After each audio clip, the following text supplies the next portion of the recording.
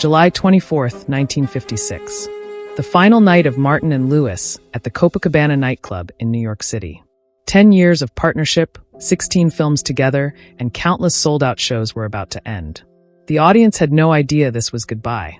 Backstage, after the final bow, after the applause faded, Jerry Lewis approached Dean Martin. He was crying, reaching out for one last embrace, trying to find words to express the loss they were both feeling. Dean looked at his partner of a decade, the man he'd built an empire with, the friend he'd once loved like a brother, and his face was stone cold.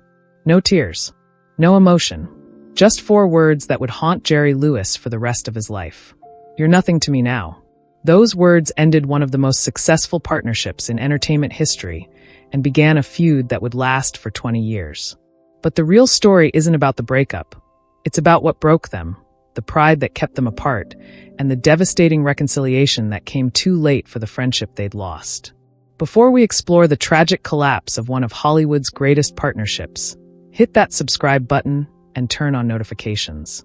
This isn't just about 2 entertainers. It's about how success, ego, and unspoken resentments can destroy even the closest relationships. Drop a comment telling us where you're watching from, and let's begin. Asterisk the partnership that conquered everything.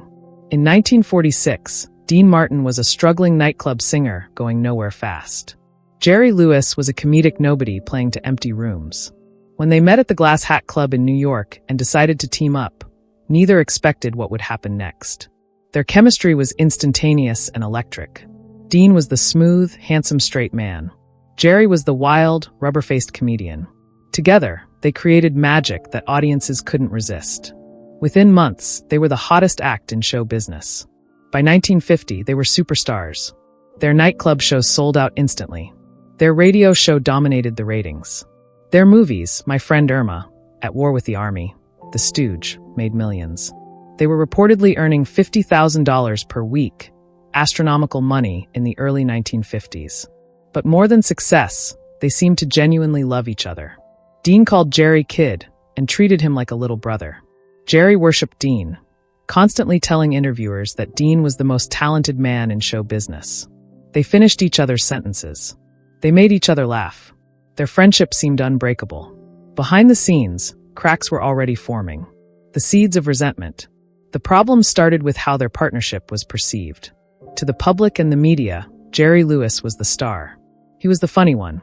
The one audiences came to see. The one who got the laughs and the attention. Dean was seen as the singer, talented, yes, but ultimately just the setup man for Jerry's comedy. Reviews would praise Jerry extensively and mention Dean almost as an afterthought. Magazine covers featured Jerry prominently with Dean in the background. At first, Dean didn't seem to mind. He was making more money than he'd ever dreamed. He was famous. Life was good. But as the years passed, being treated as Jerry's sidekick began to eat at him. "I was a singer before Jerry," Dean told friends. "I had my own career. Now people think I'm just there to feed him straight lines." Jerry, for his part, didn't help matters. His ego grew with their success. He started taking more control of their films, eventually directing them. He made creative decisions without consulting Dean. In interviews, he'd talk about my vision and my creative process, as if Dean was merely an employee rather than an equal partner.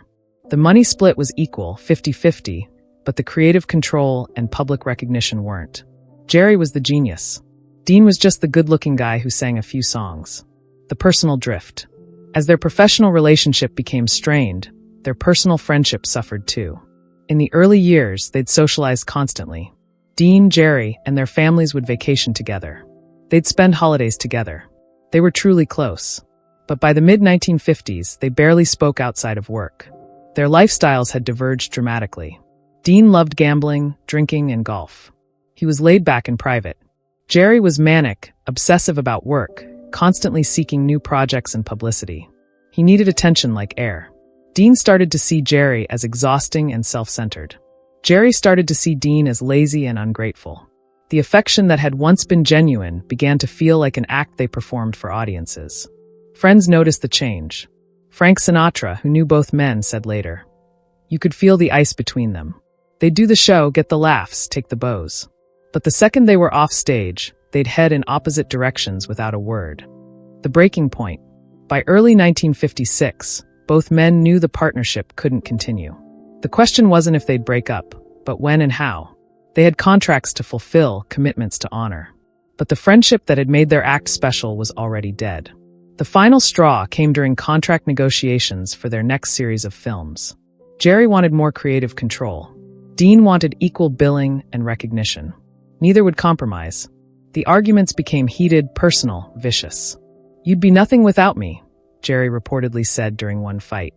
"You were a second-rate lounge singer before we teamed up." Dean's response was cold. "And you were a nobody doing impressions in empty clubs. We built this together. Or did you forget that part?"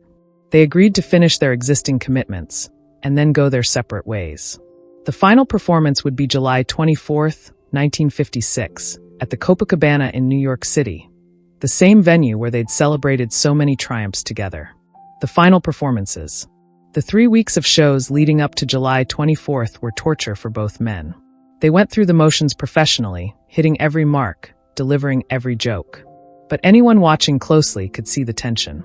Their spontaneous interactions, which had always been the magic of their act, became rare. The ad-libs that once flowed naturally now felt forced. They barely looked at each other during performances. The chemistry that had made them stars had evaporated. Backstage was worse. They arrived separately, stayed in separate dressing rooms, and left separately. If they needed to communicate, they did so through assistants. 10 years of partnership had devolved into treating each other like strangers. Friends tried to intervene. Frank Sinatra attempted to mediate, telling both men they were throwing away something special over ego and pride. "You guys are brothers," Frank said. "This is crazy." But neither would budge. The resentments had built up too high. The things they'd said to each other in anger couldn't be unsaid. The trust was broken beyond repair. July 24th, 1956, the final show. The Copacabana was packed that night. The audience didn't know this was the end. The official announcement wouldn't come until later. They just knew they were watching Martin and Lewis, the biggest comedy duo in the world, at the peak of their powers. The show went perfectly from a technical standpoint. Every joke landed. Every song hit.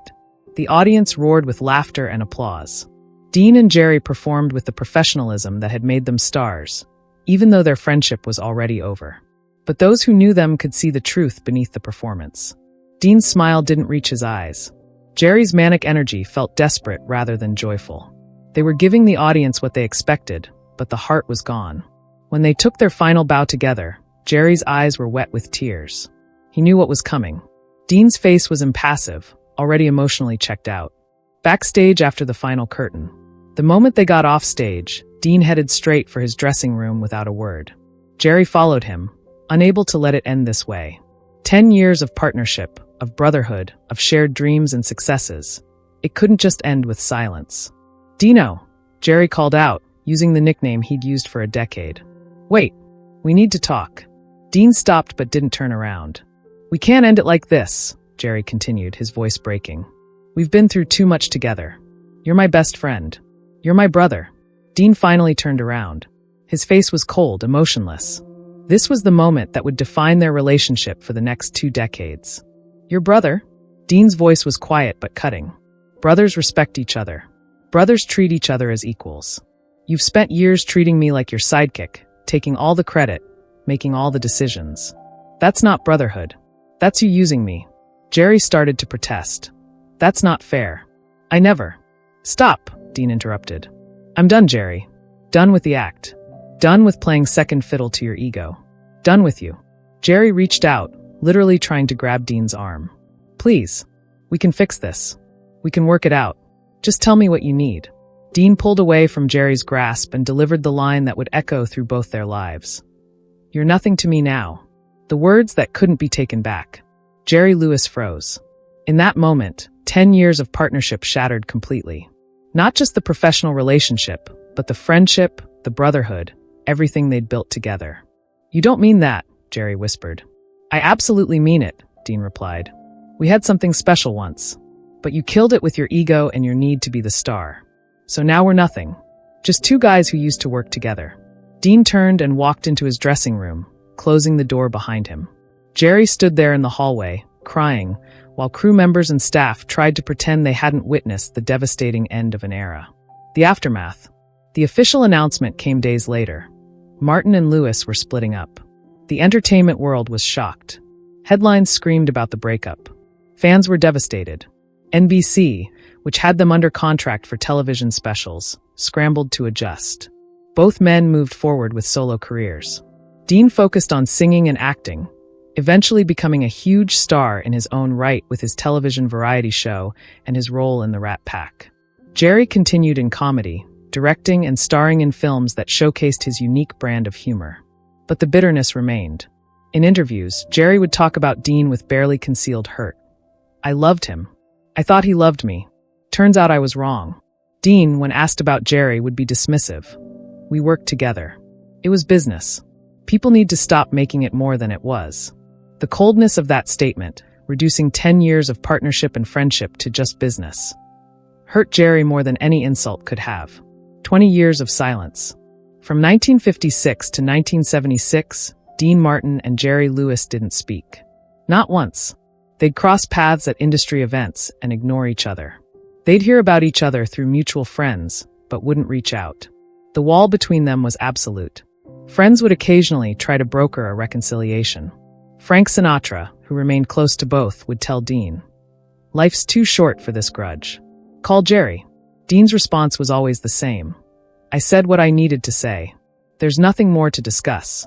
Jerry, meanwhile, carried the pain of that final night like an open wound. He'd tell interviewers that losing Dean was worse than any professional failure. The rejection cut deeper than anything in his career. 1976, the reunion. On September 5, 1976, something unexpected happened. Jerry Lewis was hosting his annual Muscular Dystrophy Association telethon, a marathon broadcast he'd made famous through years of tireless work. The show had been running for hours when Frank Sinatra walked onto the stage. The audience applauded, but something felt different. Frank had a strange smile on his face, like he was in on a secret. Jerry, exhausted from hours of hosting, didn't notice. "Ladies and gentlemen," Frank announced, "I have a surprise guest who wanted to be here tonight to support Jerry's incredible work for MDA." Jerry's face showed confusion. Then Dean Martin walked onto the stage. The audience went insane. Jerry's face crumbled instantly into tears. 20 years of separation, 2 decades of hurt and pride and stubbornness, collapsed in an instant. Dean walked over, and they embraced for the first time since 1956. "I love you," Jerry sobbed into Dean's shoulder. "I never stopped loving you." Dean's own eyes were wet. "I know, Pally. I know." The moment was captured on live television and remains one of the most emotional reunions in entertainment history. 2 old men, successful beyond measure in their individual careers, finding their way back to each other after wasting 20 years apart. The fragile piece. The reunion was genuine, but it wasn't a complete healing. Too much time had passed. Too many wounds had festered. They resumed speaking, occasionally appearing together at events, showing the world they'd made peace. But they were never as close as they'd once been. The friendship had been irreparably damaged by those final words Dean had spoken. Jerry never fully recovered from hearing, "You're nothing to me now." Dean never fully forgave Jerry for the ego and the taking credit that had poisoned their partnership. They were cordial. They were friendly. But they weren't brothers anymore. That bond had been broken and couldn't be fully repaired. Dean's death and Jerry's final grief. When Dean Martin died on Christmas Day, 1995, Jerry Lewis was devastated in ways that surprised people who didn't understand the depth of what they'd lost. Jerry attended Dean's funeral, crying openly. Friends said he seemed to age years in that moment. The finality of death meant there was no more chance for reconciliation, no possibility of ever recapturing what they'd had in those early years. At the funeral, Jerry spoke briefly. "I loved him from the first day we met until this day. We had something special. We threw it away. That's on both of us. But Dean, you were my brother, and losing you hurts more than I can say." Years later, Jerry would tell interviewers that Dean's death was one of the greatest losses of his life. Not Dean Martin the entertainer, but Dean, his former partner, his friend, the man who'd once been closer to him than anyone except his own family. The cost of words: we can't take back Dean Martin's devastating words to Jerry Lewis, "You're nothing to me now," teach us profound lessons about relationships, ego, and the permanent damage that anger can cause. 1. Words spoken in anger last forever. Dean spoke those words in hurt and frustration after years of feeling undervalued. But even after they reconciled 20 years later, Jerry carried the wound of that rejection. Some words, once spoken, can never be fully taken back. In our own relationships, we must remember that hurtful words aren't like other actions. You can apologize, make amends, but the person will never completely unhear what you said. Choose carefully. 2. Pride and ego destroy even the strongest bonds. Both Dean and Jerry let their egos destroy something beautiful. Jerry needed to be the star. Dean needed equal recognition. Neither would compromise. Their pride cost them 20 years of friendship. How many of our own relationships suffer because we're too proud to admit we're wrong, too stubborn to make the first move toward reconciliation? 3. Success doesn't compensate for lost relationships. Both men achieved enormous solo success. Dean became a massive star. Jerry became a comedy legend. But both admitted later that losing their partnership and friendship left a hole that success couldn't fill. We chase career achievements, wealth, status, but the people we love and who love us are what actually matter. Don't sacrifice relationships on the altar of success. 4. Resentments fester when left unspoken. Dean and Jerry's partnership collapsed because they never addressed their resentments directly until it was too late. Dean felt undervalued but didn't clearly communicate it. Jerry felt unappreciated but didn't recognize Dean's hurt. In any partnership, business, romantic, friendship, unexpressed resentments are poison. Address issues when they're small, before they become insurmountable. 5. Reconciliation is possible, but lost time isn't. They made peace in 1976, which was beautiful. But they'd lost 20 years. 20 years of friendship, of being in each other's lives, of shared experiences. Gone forever because of pride and hurt. Don't wait to reconcile. Don't convince yourself there's always tomorrow. Time passes, people die, and opportunities for healing disappear. The tragedy of wasted love. The saddest part of Dean and Jerry's story isn't that they fought or even that they broke up. It's that they genuinely loved each other, and they let that love die over issues that ultimately didn't matter. 20 years later, when they reconciled, neither could remember exactly why they'd been so angry.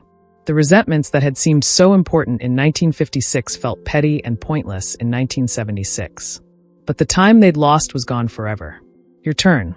If this story makes you think about a relationship you've let deteriorate because of pride or unresolved anger, hit that subscribe button and turn on notifications. Share this with someone you need to reconcile with. Or share it with someone to remind them not to let pride destroy what matters. Drop a comment. Is there someone you need to reach out to before it's too late? What's stopping you? Remember, Dean Martin told Jerry Lewis, "You're nothing to me now," in anger, and those words haunted both of them for decades. Don't let pride and ego cost you the people who matter most. Reconcile now while there's still time. See you in the next video, where we'll continue exploring the human stories behind the legends. The moments that remind us we're all just people trying to navigate love, loss, and the relationships that define our lives.